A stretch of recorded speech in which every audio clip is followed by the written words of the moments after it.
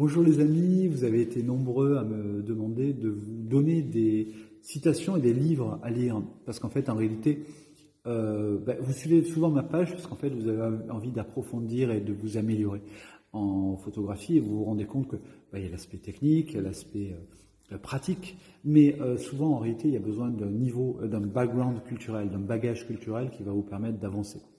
Et donc, alors bon, il y a infiniment de livres qu'on pourrait citer, mais moi je vais vous en citer une dizaine qui me semblent être les livres vraiment importants si vous voulez avancer en photographie.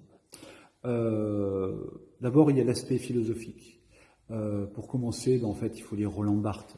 Si vous n'avez pas lu La Chambre claire de Roland Barthes, en fait, il y a toute une série de questions et de problématiques photographiques que vous ne poserez pas, en fait.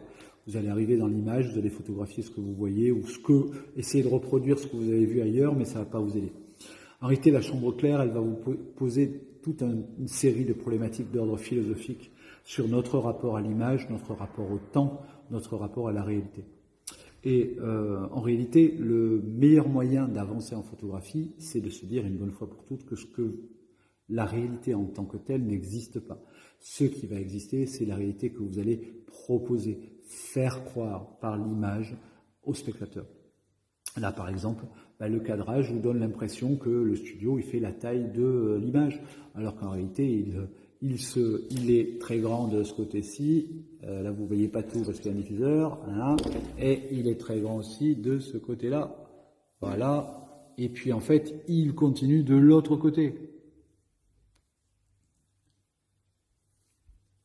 Sauf que vous ne voyez de moi que cette part étroite et donc que ce que je voulais savoir. Et aussi, simplement, avec la lumière dont nous disposons, il est très probable que si j'éclairais différemment, vous me verriez différemment. Voilà. Donc, La Chambre claire de Roland Barthes, premier livre à lire. Deuxième livre, c'est le livre de Suzanne Sontag qui s'appelle Sur la photographie. C'est la même chose. Suzanne Sontag, c'est pas simplement une photographe, c'est quelqu'un qui a réfléchi et qui nous pose toute une série de problématiques qui peuvent aider à avancer et qui peuvent aider surtout à se dépasser. Parce que sinon, toujours pareil, on voit quelque chose qui nous plaît, on essaie de faire pareil ou mieux, mais on reste dans un domaine. L'important, c'est d'arriver à se trouver soi-même. Un grand photographe, c'est quelqu'un qui a puisé dans ses propres ressources, dans sa propre problématique, dans ses propres souffrances, ses propres brisures pour donner une image singulière. On ne fait pas de la photographie pour gagner sa vie ou pour autre raison.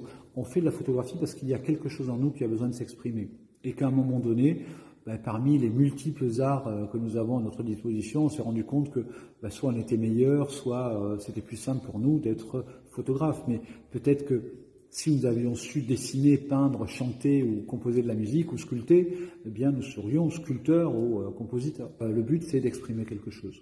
Et ce quelque chose, c'est nous, en réalité, c'est nous, nos souffrances, etc. Donc, là, par exemple, en ce moment, vous avez la très grande rétrospective de Nicolas de Staël, un immense peintre. Nicolas de Staël raconte dans ses écrits que le début de sa carrière, lorsque des marchands d'art ont commencé à trouver que son art était vendable, il s'est dit, ça y est, c'est fini. Je suis rentré dans un domaine qui ne me concerne plus, puisque moi je fais de la peinture parce que je veux exprimer quelque chose qui me fait mal. Et le seul moyen de me débarrasser de cette chose qui me fait mal, c'est de peindre. La plupart des grands photographes sont comme ça, c'est-à-dire on va créer parce que ça nous fait jubiler de créer, ça nous fait plaisir de le faire. Et surtout, ça nous permet d'exister et de vivre. Mais ce n'est pas le fait que la photographie va ensuite être vendue qui comble notre bonheur, en réalité. Créer, c'est faire sortir de soi quelque chose qui est en nous et dont on veut se débarrasser ou en tout cas qu'on veut faire exister dans le monde. Voilà. Et donc Suzanne Sontag, donc sur la photographie, excellent livre. Après, il y a d'autres livres un peu plus pratiques, comme le grand livre de Jean Oussieff qui s'appelle La photographie, Jean Oussieff et Chance, La photographie, qui pose à la fois l'aspect des questions d'ordre philosophique et technique, et de l'autre côté, vous apprend en profondeur la photo. Voilà. Donc c'est un livre un peu ancien, assez difficile à trouver, mais immensément qualitatif. Enfin, pour moi, c'est le meilleur livre qui ait jamais été écrit sur la technique photographique. Donc Jean Oussieff, La photographie. Vous avez aussi un livre du plus grand directeur de la photographie du cinéma français qui est Henri Alcan. Henri Alcan qui a écrit un livre qui s'appelle Des lumières et des ombres. Voilà, Des lumières et des ombres, ce livre vient d'être réédité là, il y a quelques mois. Lisez-le. Lisez-le parce que en fait, c'est une somme de quelqu'un qui a parfaitement compris la lumière et toutes les problématiques philosophiques qu'elle pose. Pourquoi philosophiques? Mais parce qu'en réalité, il y a ce qu'on voit, mais il y a le fonctionnement de notre cerveau, de nos émotions, les petites ficelles de la direction artistique. Et tout ça, en fait, c'est de la technique et c'est de la lumière. Et en fait, le fait de bien comprendre la lumière, ça permet d'avancer.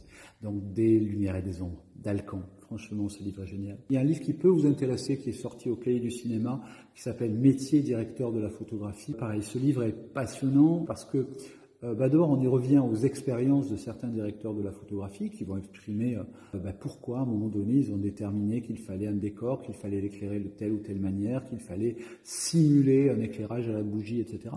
Mais surtout, ça vous pose à la fois l'aspect problématique, c'est-à-dire je veux donner l'impression à mon spectateur qu'il se passe telle chose, mais après, surtout, comment on le fait? Comment on fait techniquement pour que ça fonctionne? Et en fait, ce livre est très bien fait pour ceux qui veulent approfondir l'éclairage scénaristique ou l'éclairage scénographique. Moi, vous avez vu, j'ai une formation littéraire et donc j'ai une tendance à voir le questionnement de la photographie souvent sous le point de vue littéraire. Et il y a un livre qui s'appelle Littérature et photographie de Jean-Pierre Montiel qui analyse le rapport qu'il y a entre la photographie et la littérature, c'est-à-dire comment dans les écrits, comment dans les romans, comment dans le regard qu'a porté le monde et qu'ont porté les romanciers sur l'art photographique, les choses ont évolué. Et le fait de comprendre ça, ça vous permet de prendre beaucoup de distance sur l'art photographique et de voir jusqu'à quel point vous allez pouvoir aller en réalité. Et de vous rendre compte qu'en réalité, la société évolue sur la photographie et nous-mêmes, photographes, évoluons. Et nous évoluons dans une direction. Et c'est cette direction qui va vous permettre, vous, d'anticiper en disant le métier de la photographie sera dans 10 ans, dans 20 ans, dans 30 ans. Et si vous êtes photographe, comment vous allez survivre à tout ce qui est en train d'arriver? À l'intelligence artificielle, par exemple. Si vous êtes lucide sur comment fonctionne notre société, vous verrez que vous pouvez avancer. Et enfin, les autres livres à lire, moi je suis désolé, mais j'en ai écrit 5 qui sont des manuels de photographie et d'éclairage. Je les ai pas faits pour gagner ma vie, vous le savez. Je les ai faits parce que les livres que moi j'aurais aimé trouver pour dire à mes étudiants regardez, apprenez un tel ou tel livre, ces livres n'existaient pas. Donc des livres de vraies techniques d'éclairage studio, de vraies techniques de gestion des objets dans la masse, dans les volumes, comme vous pouvez le trouver dans mon livre sur la photographie d'objets, ça n'existait pas. Qu'il n'y avait pas de livre qui expliquait que on va éclairer un visage en fonction de sa forme et déterminer, parce que c'est bien de dire aux gens dans des livres, il faut adapter son éclairage à la forme du visage des gens. Très bien, mais laquelle? Écoutez, moi, c'est dans mon livre qu'on dit, pour la première fois, les visages ronds et joufflus, on les éclaire en remonte. Parce qu'en général, c'est pas ça qu'on vous dit. Et voilà, c'est pour ça que je vous disais, lisez mes livres aussi. Parce que vous allez voir que d'abord, ils sont d'une richesse incommensurable. Et vous allez être surpris. Et je suis même capable de vous les rembourser si vous vous dites qu'ils ne sont pas extrêmement riches et utiles pour toute votre vie. J'espère que cette petite série de livres vous aidera à avancer. Et puis en attendant, on se retrouve très vite pour une nouvelle vidéo. En attendant, likez, tout ça. Soyez heureux, faites des photos. Ciao!